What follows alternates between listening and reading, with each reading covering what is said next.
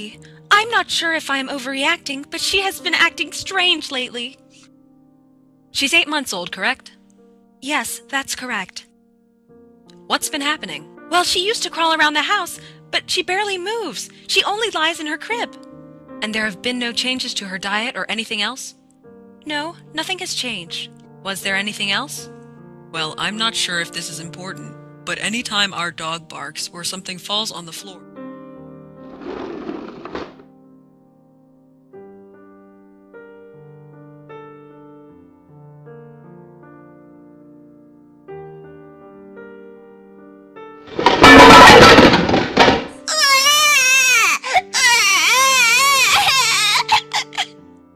she becomes hysterical and cries, but otherwise, if I call her name, she does not respond.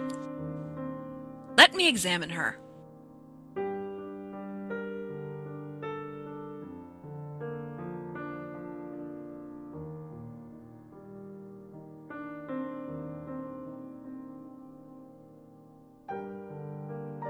Oh dear. It appears she has red spots in both eyes. This is a symptom of a rare genetic disorder, Tay-Sachs disease, most likely. Oh no! I'll take a blood test, and I'll call you about the results in approximately 2 weeks. Oh my goodness! Thank you. We'll be on our way.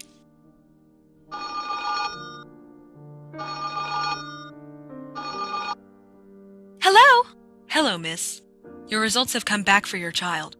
You need to come in immediately to discuss them. I'm sorry to say that your child indeed has Tay-Sachs disease. So what is Tay-Sachs? What can we do? Will she live? What about my baby? I can see you have many questions, so I think it will be a good idea to show you this informational video instead of telling you all the information.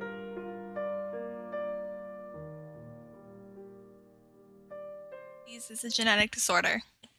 It is inherited due to an autosomal recessive pattern found in both parents. Generally, both parents have already undergone the mutations, but only have one copy of the allele, so therefore they remain as healthy individuals and don't express the disease throughout their lifetime.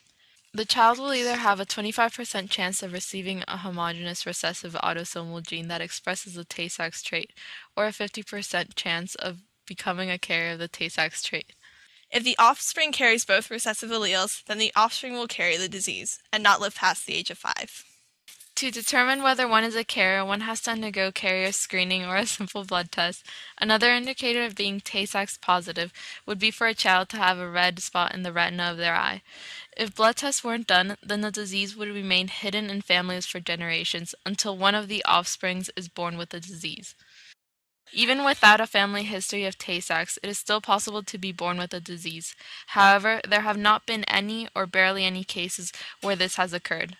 The most frequent cases are found with individuals who are Eastern European Jews. About 1 in every 27 Jews has Tay-Sachs. In the most basic sense, here is what would be seen from a child with Tay-Sachs disease. By 6 months of age, the child's development progressively slows down, and thus the child soon becomes unable to crawl, reach, or sit.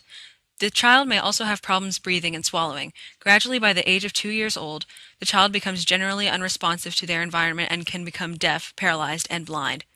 This causes a very literal communication issue. If the child is unable to perform physical movements or have the ability to express themselves, they will be unable to properly communicate whatever issues they're having to a parent. For example, think about if a child has trouble breathing. Physical communication is fundamental to toddlers as they are unable to talk at this age. Hence, if the child has issues breathing and it goes undetected by parents because the child cannot demonstrate physically to the adult that they're having an issue, this causes a very potentially threatening problem. The child is unable to carry out basic human functions, and this leaves the determining of necessities completely up to parents.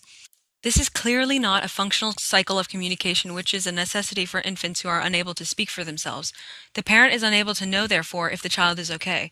Unfortunately, a baby that is affected by TSD usually passes away by the age of 5, as their nervous system becomes very badly affected. I can't believe this. What can we do for treatment? There is no cure. There are ways to control the symptoms, but I'm very sorry. It is fatal. In the 1970s, advances in genetic screening made it possible for people to find out if they were Tay-Sachs carriers. This development has led to a 90% reduction of the Tay-Sachs disease among certain ethnic groups.